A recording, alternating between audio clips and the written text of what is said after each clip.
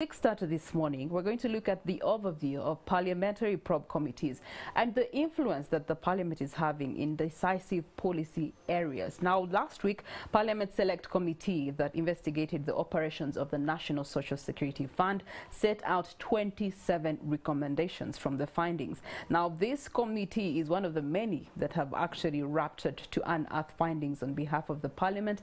That is since May 2021 when members were sworn in. However, many of the probe reports, recommendations and findings have not been followed and realized to the end, which makes it very, very hazy. But also, many challenges continue to rise relatedly. Now, the Namganza censure still pending. You do have the issue of Honorable Zake also still somewhere in there. What are they missing, and probably what are they not doing rightly for us to then have a conclusion to all these things that they have looked into? Now, to help us analyze this, we're joined by Honorable Rita Atukwasa, who's the woman member of parliament for Mbarara and also wearing the NRM hat in her leadership. And she is in Mbarara right now as we speak, joining us here via Zoom. Good morning to you, Honorable. Good morning to you, MTV viewers and hosts. Yes, coming in all the way from Mbarara City, and I would like to appreciate you, NTV, for embracing technology. And as you know, this year's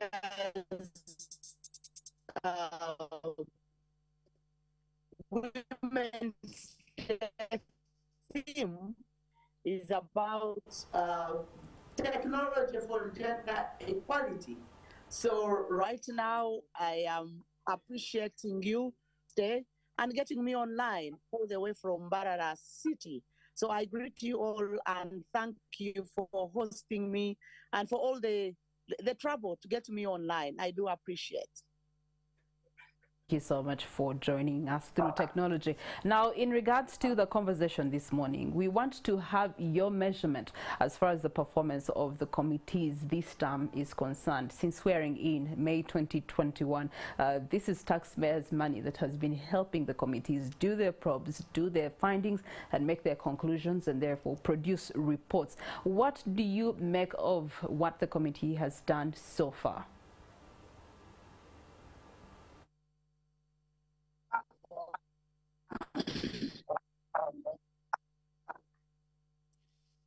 Is an arm of government, and as you are aware, there are three arms of government: the legislature, which is parliament; the executive, which constitutes largely with the president and the ministers, state ministers, and then we have the legislature. So when you look at select committees, they are doing their mandates as instituted in the rules of procedure of parliament, where select committees, where committees come in warranting. And when parliament makes resolutions, when they make findings, it cannot be complete unless the executive has taken heed and come in to implement.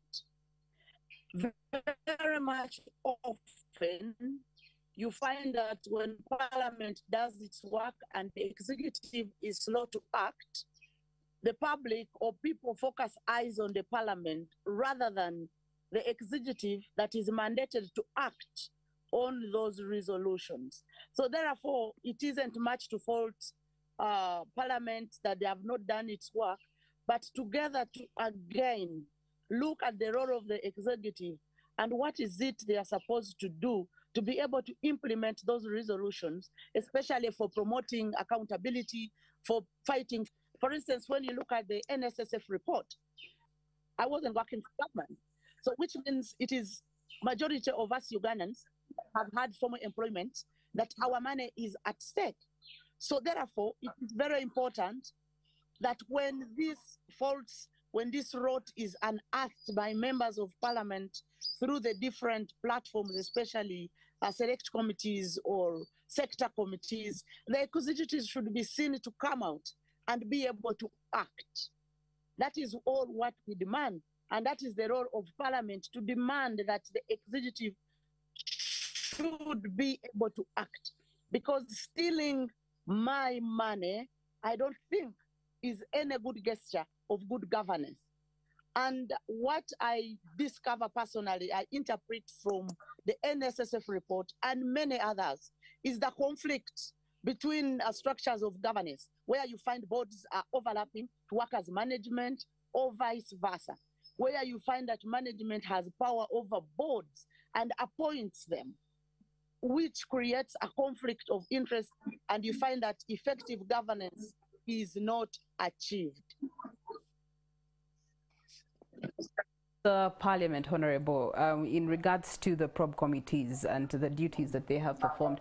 One of them is the Namganza Sansha. You get to have the Zake issue in there that was also making noise, of which all these looked like they were dealing with the personality of the people that you were actually looking into. But let's bring it to the boards and managements that you've talked about. You do have the NSSF, the Iron Sheet scandal that we presently are having being looked into. These are all signs of a working Parliament. However, there's some dismay across the whole of Uganda that we're having so many scandals, one after another, and these are in our leadership. Now, it begs the question, is there a weakness in the leaders that represent Uganda today? Definitely, yes. To be a good leader, which demands that you stick to the ethics and integrity that are morally, not just morally, actually, socially expected, by law expected, and by the ethical standards. Many times, some of these things, even when they are written, they are kind of inherent. They are things that when you are serving society, there is a line below which you are not expected to go below, because misusing public resources for individual benefits, we all know it. It's first record. You don't even need to go to school to learn about it, that you are holding public office to serve the general public. Therefore, for you to diverse resources for your own benefit is never a good thing. To benefit family individuals, to benefit a small section of the community of society, it is not a good thing. But above all, to misuse money that is intended to serve the people, for instance, in NSSF, I have been saving. So when the profits that are meant to come to me are misused to go to different individual pockets, it is absolutely below the line. So therefore, we can only overcome this by empowering the executive to be able to act. When you look at the NSSF, the Iron Sheet scandal, it is okay to receive iron sheets if DJ. Many of us as members of Parliament, when we are faced with disasters, which we never prepare for anyway, the first office of instance for us to run to is usually the office of the Prime Minister. Good. Many times they have come in to help.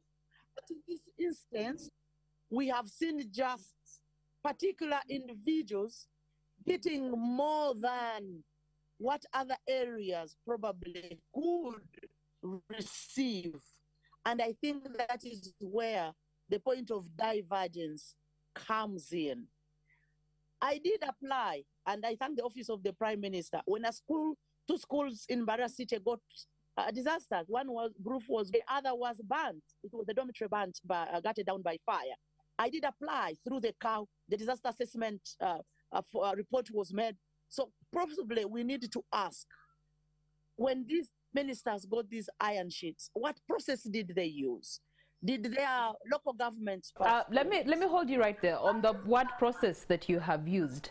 When you look at the scandals that have been, it's not the first time that there's a scandal in the office of the Prime Minister. It's not the first time we're seeing scandal of any managing director that is meant to be leaving the top leadership of NSSF. So these are recurring scandals. I guess then the question for many of us that we're trying to understand, is it the people in the position of power, or is it the processes and the system for which they inherit when they come into power that has more command and authority on them, forcing their hand to, you know, turn the other way? There are two things in it. Even when processes are good, they are upheld and effectively implemented by individuals. So therefore, the individual has a choice to say, I want to do work in the best way possible to serve Ugandans. The laws, I mean, even America, even UK that has good laws, you see investigations, you see chains of losses of medicine, even in the British system of medical service delivery. But the question is, when the rot is discovered, what happens? But also, I think as the public, we are the ones that keep clapping for these ministers. Are we not? When they bring these iron sheets, if you went to areas where they received, the people will not join you in the struggle to say, I received these iron sheets in the wrong way. Can I take them back and they be able to be brought back? No. So it is a whole system of society, but the major task remains on the executive, remains on the entirety as Ugandans. Ovary, as a member of parliament, the demands that come from constituents where parliamentarians probably have turned into governments is also another pressure that we don't need to underscore. That, for instance, when you're given a ministerial post, people expect magic turnaround in their own areas, in the village where you're born, in the district where you come from. So we need to handle it in its holistic approach, not just to look at one strand where the fault is coming from.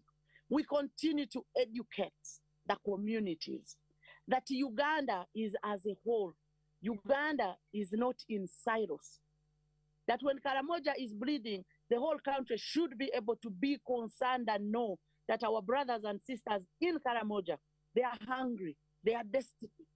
That is when we shall be able to work for Uganda as Ugandans, but not serving particular small groups of people.